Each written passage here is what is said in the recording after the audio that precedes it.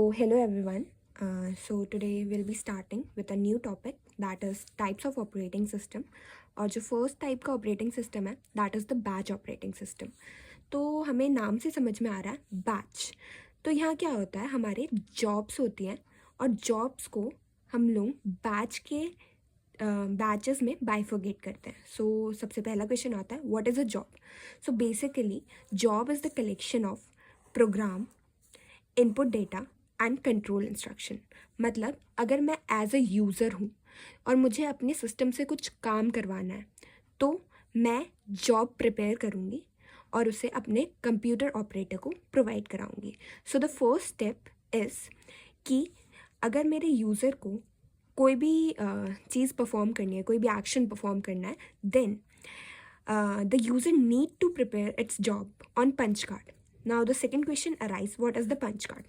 So here I have mentioned that punch card basically एक paper card होता है जिसके अंदर होल्स होता है and holes represent the data and instruction कि एक पर्टिकुलर जॉब में क्या मेरा डेटा जा रहा है और क्या इंस्ट्रक्शंस जा रहे हैं.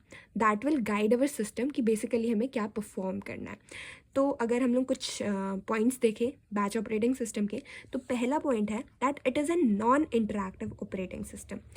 ये नॉन इंटरैक्टिव ऑपरेटिंग सिस्टम क्यों है, इसका रीज़न विल गेट लेटर जब हम इसकी वर्किंग पे आएंगे.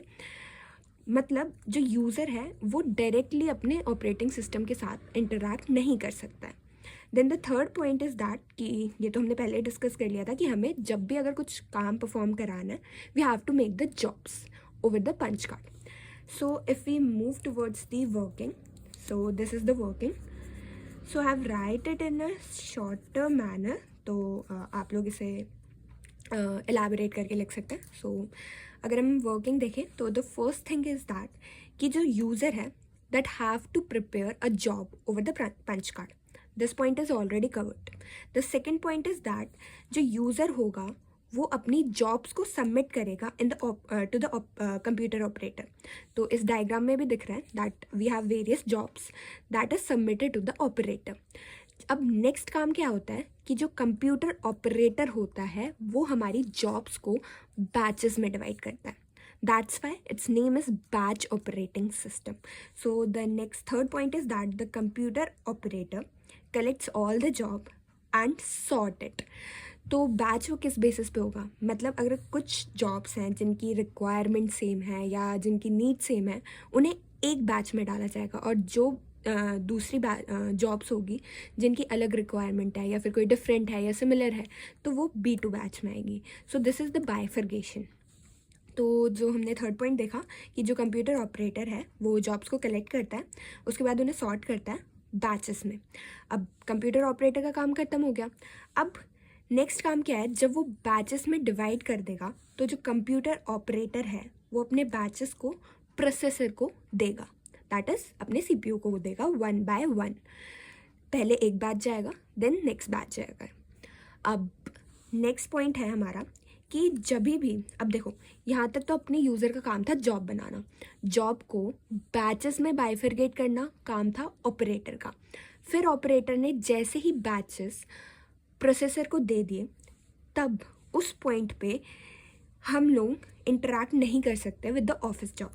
सो this is an important point that once job is submitted to the processor, user is not able to interact with the office job. Now let's move to the sixth point, that if job of batches with similar needs require some input or output services, then CPU has to wait for a completion of input and output operation. तो what does it mean? अब देखो एक हमारे पास jobs हैं, इनको हमने batches में divide किया. अब अगर उस पर्टिकुलर बैच की जॉब्स को किसी इनपुट आउटपुट सर्विस की नीड हुई तो जो अपना CPU है वो उस पर्टिकुलर टाइम के लिए आइडल रहेगा, वो किसी और को प्रोसेस नहीं करेगा.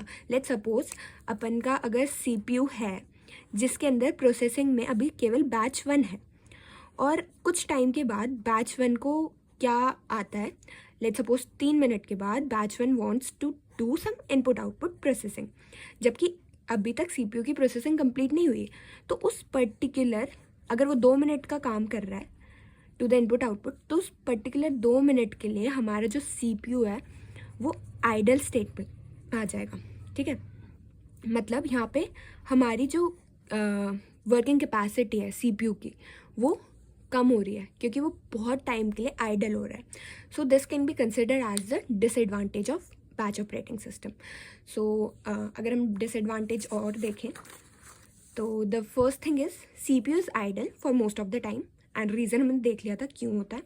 और CPU के आइडल होने की वजह से हमें पता है कि थ्रूपुट डिक्रीज होता है.